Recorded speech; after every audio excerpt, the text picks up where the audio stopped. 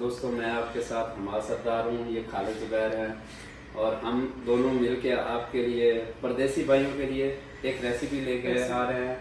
और जो शादीशुदा लोग हैं वो उनके लिए भी है, क्योंकि उनको तो डेफिनेटली घर में बनानी पड़ती है बीवी के प्रेशर से। और जो कमारे लोग हैं उनके लिए तो बिल्कुल स्पेशल है, क्योंकि उनकी शादी नहीं हुई होती और वो उनको होता है कि खाना हमें कौन बना के देगा। तो आइए चलते हैं हमारी रेसिपी की तरफ से। सबसे पहले मैं बताऊंगा इसके लिए हमारी इंग्रेडिएंट्स क्या क्या हैं।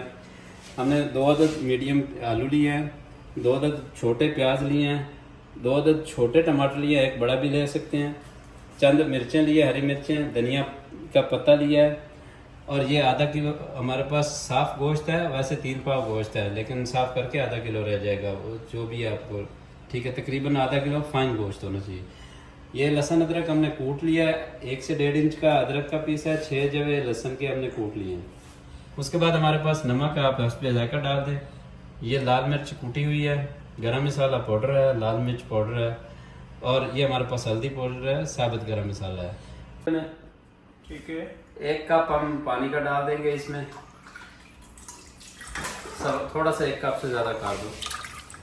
हम इसमें गोश्त डाल देंगे, बॉयल कर देंगे गोश्त को, ताकि आसानी हो जाए आपको गोश्त थोड़ी सी गलाई करने। गोश्त जो है ना वो 14 मिनट में बीफ गलता है, 14 मिनट का टाइम होता है प्रेशर कुकर में, लेकिन हम इसको 10 मिनट लगाएंगे, क्योंकि हल्का सा हमने रखना है इसमें जान में। बाद में आलू जब डालेंगे तो इसको जब भुनाई करेंगे तो उसमें हम इसको टेंडर करेंगे। प्याज इसी में डाल देने हैं ताकि ये गलाई हो जाए। टमाटर भी डाल दें, ठीक है, ये गल जाएंगे टमाटर प्याज, और लहसुन अदरक का पेस्ट भी डाल दें इसी में। और ये हल्का सा जो नमक हमने रखा है वो इसमें जाएगा, सिर्फ नमक, और ये साबुत गरम मसाला। बाकी जब हम इसको फ्राई करेंगे ये मसाले तब इसमें डालेंगे। और सारी ढक्कन लगा देना है इससे। इसको हमने प्रेशर को बंद कर देना है, हिला लेना है अच्छे से, एक बार मिक्स करके और प्रेशर बंद कर देना है।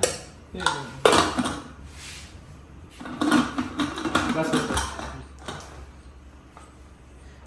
प्रेशर बंद करके तो हमने 10 मिनट का टाइम लगा दिया है। 10 मिनट बाद मिलते हैं आपसे इंशाल्लाह। कि मैंने आपको बताया था कि हम जो है ना खालिद ज़ुबैर और मैं 10 मिनट बाद आपसे मिलते हैं। तो ये 10 मिनट हमारा टाइम हो गया। हम अब इसको बंद करेंगे और इसको गैस को निकालेंगे। जैसे ये देखें, गैस इधर हाथ रख के देख लें, ऐसे नहीं खोल देना कि मत्थे में आके आपके लगे। ये इसको देख लें, जब आप स्टीम आना बंद हो जाए तो आप इसको बिस्मिल्लाह करके ऐसे खोलें। और कभी भी ऐसे उठाना है, ऐसे नहीं उठाना, वरना ये बैग आपके मुंह पे आएगी। प्रेशर खोलने के लिए, ये छड़ों के लिए, घर में बीवियों को सबको पता है माशाल्लाह, क्योंकि ये ना हो कि बेगम के खाना बना दो और वो आप मुंह सारा जला के आ जाए। ये देखें जी, बिस्मिल्लाह, ये गल गया गोश्त। अब हमने 10 मिनट लगाया था, थोड़ा सा जान में रखा जैसा कि आपको बताया था। अब हमने इसको गोश्त को अलग कर लेना, इतनी आंच रखने। ये बर्तन आपने चेंज कर लिए? हाँ जी, बर्तन चेंज कर लिया। इसमें से हमने अब खुले बर्तन में डालना है, क्योंकि प्रेशर में ये 1 कप ऑयल का आपने डालना है। इसको गर्म होने के लिए छोड़ देना है। और तब तक मैं आपको बताता हूँ कि हमने ये जो गोश्त बॉयल किया था, ये इधर दिखाएं, इसमें से हमने यखनी और जो उसकी थी ना वो अलग कर ली, क्योंकि जब हमने आलू गोश्त बना रहे हैं तो हमें यही यखनी से आलू गोश्त बनाना है। ये आपने ये स्पेशली जो है ना ये चीज़ ख्याल रखना है, और इसी चीज़ का टेस्ट आता है, ठीक है। ये जब फ्राई होने लगेगा, ऑयल गर्म हो गया, इसमें आपने डाल देना ये गोश्त। बिस्मिल्लाह। अब ये देखिए ये चीज़ें गली हुई हैं। सबसे पहले आपने गोश्त, टमाटर, प्याज इसमें डाल दिया। ये बड़ी मुनफरद किस्म की मैं आपको रेसिपी दे रहा हूँ। मैंने पहले बताया कि ये छड़ों के लिए बस गलाई करें, भुनाई करें, खाना तैयार है, ठीक है।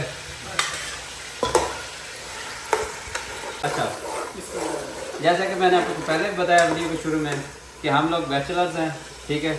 और उसके लिए ये अब आते हैं रेसिपी की तरफ से। ये हमारे पास आधा चम्मच गरम मसाला का है, ये 1 चम्मच कुटी हुई लाल मिर्च है, आधी चम्मच लाल मिर्च पाउडर है, और ये आपके पास है हल्दी पाउडर है 1¼ टीस्पून है। ये पिसी हुई लाल मिर्च है, ठीक है। लाल मिर्च पाउडर इसको आपने अब डाल देना है। अब इसको आप फ्राई करें, इसकी बुनाई करें, इसको फ्राई करें अच्छे से।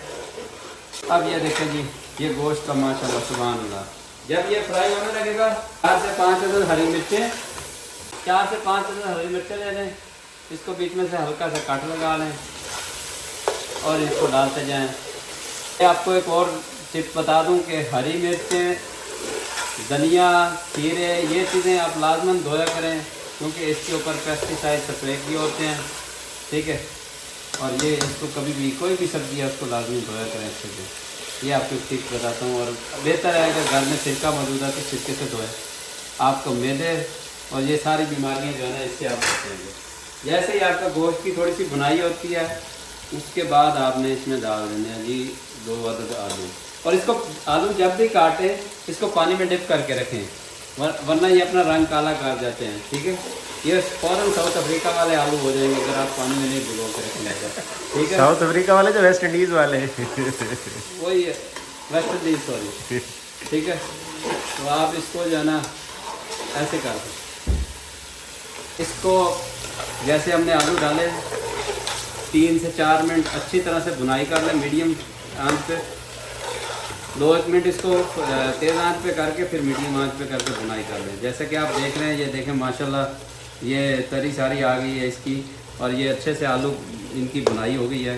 तो और ये इन्होंने मिसाला भी पकड़ लिया। इसके बाद हमने यखनी निकाली थी, ये देखिए कितनी यखनी हमने, पानी उस पर कितना डाला है टोटल? पानी आपने तकरीबन 2.5 गिलास डाल दें, लेकिन अगर आपको शोरबा ज़्यादा चाहिए, जिस तरह लोग किसी गोश्त आलू में शोरबत बनाते हैं या इस तरह के लाइक करते हैं, तो आप ज़्यादा डाल सकते हैं। बिस्मिल्लाह। तो ये आप देखें जी माशाल्लाह। इसके बाद आपने मीडियम आंच कर देनी है, बिल्कुल फ्लेम आपने तेज़ नहीं करनी, वरना पानी खुश्क हो जाएगा और आपके आलू टेंडर नहीं होंगे।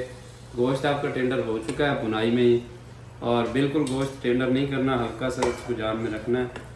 और यहाँ देखें माशाल्लाह कितनी प्यारी लुक आ रही है आलू की गोश्त की, वाह भाई वाह, सुभान अल्लाह।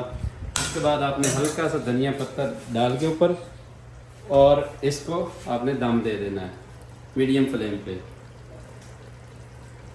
मीडियम फ्लेम पे दम दे देना, और मिलते हैं 5 से 7 मिनट के दरमियान।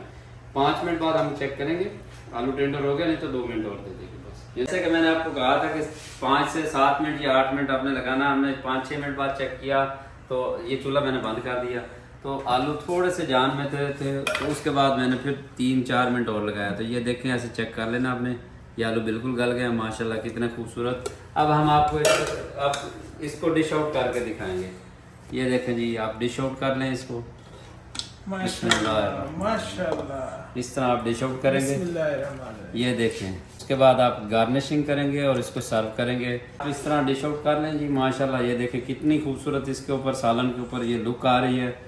ये देखें माशाल्लाह, ये देखें। अब आप जिस मेहमान को भी, ये आपने गार्निशिंग करने के लिए मैंने लंबा लंबा अदरक काटा है, ये माशाल्लाह इस तरह आपने डाल देना है, इस तरह करके खूबसूरती से सर्व कर देना है आपने। तो आप माशाल्लाह ये देखें जी माशाल्लाह। इसके बाद आपने गार्निशिंग करने के लिए हरी मिर्च डालनी है, धनिया सबसे एंड पे डालना, ठीक है, क्योंकि धनिया का पत्ता ऊपर ऊपर रहना चाहिए।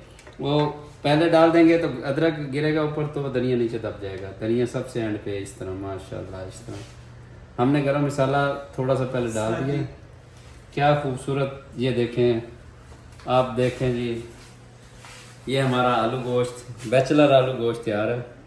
और माशाल्लाह जो भी हमें देख रहा है, चाहे दुबई से, कनाडा से, यूके से, किधर से भी देख रहा है, वो ये रेसिपी ज़रूर ट्राई करे। और जिन बहनों के और जिन बीवियों के खामे से रूठ गए हैं ना, वो एक बार ये डिश ज़रूर ट्राई करके उनको खिलाएं, इंशाल्लाह वो मान जाएंगे।